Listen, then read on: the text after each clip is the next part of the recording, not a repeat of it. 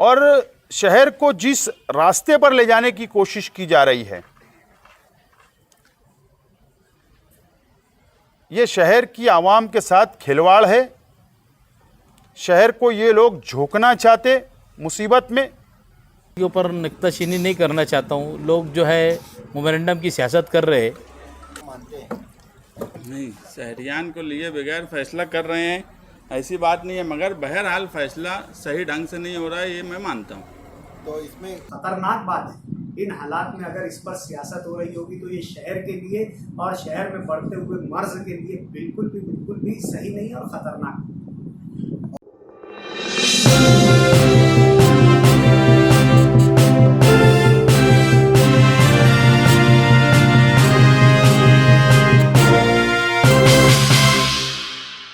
बिल्कुल, बहुत अच्छा आपका सवाल है। पहले तो मैं इस सवाल के ऊपर तमाम ही चैनल वालों को मुबारकबाद देता हूँ।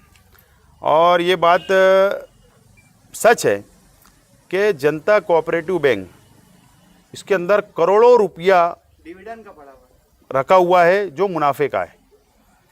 तो मैं समझता हूँ कि अगर आज जनता बैंक काम नहीं आएंगी शहर के गरीबों की, तो कब?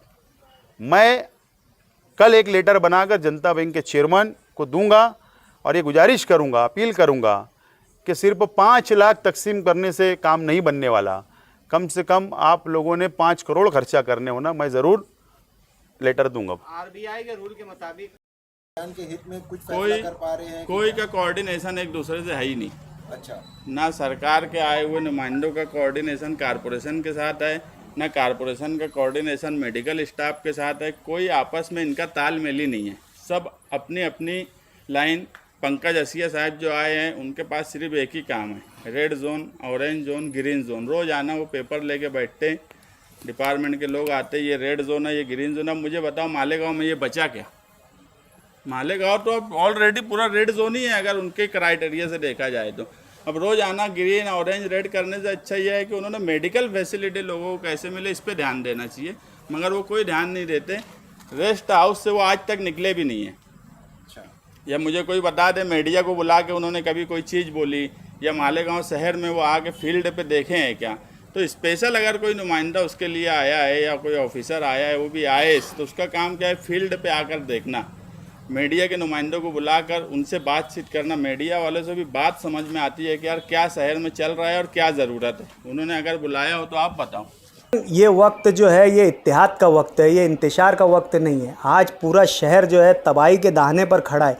कोरोना वायरस अपना कहर मचा रहा है और साथ ही साथ उसके साथ लॉकडाउन की वजह से भुखमरी का शिकार पूरा शहर हो चुका है। इस मुकद्दस महीने के बाद, ईद के बाद हालात यकीनन बिगड़ने वाले हैं। जिन लोगों के पास जमा पूंजी थी वो इस मुकद्दस महीने में खर्च हो चुकी रहेगी। और अभी हम सुन रहे हैं कि लॉकडाउन की जो है वो मुद्दत में तौसी होने वाली है। अगर हालात ऐसे ही रहे, कारोबार शुरू नहीं हुए, तो यकीनन कोरोना वायरस के साथ साथ जो है शहर में भुखमरी से भी कई लोग जो है कई अमवातें होगी। हमें आज इस पर मुनज़्ज़म जो है प्लानिंग करना पड़ेगी कि किस तरीके से किस तरीके से इन हालात से निपटा जाए।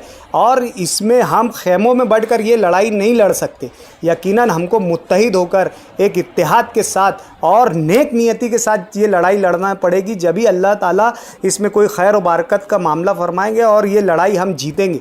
लेकिन अगर ऐसे ही हालात रहे, हर कोई अपनी अलग अलग सियासी दुकान लगाता रहे और हर एक दूसरे का जो है क्या मुखालफत करते रहे, तो यकीनन बहुत बुरे हालात शहर पर आने वाले हैं।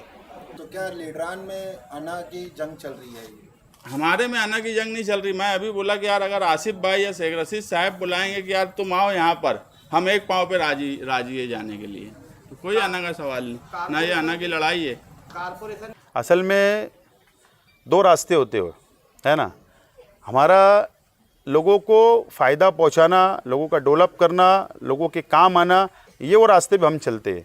और हमारे मुखालिफ में जो पार्टियां हैं उनका सिर्फ वो डुगडुगी बजाने का काम है। इसके लिए हमारा और उनका तालमेल नहीं होता।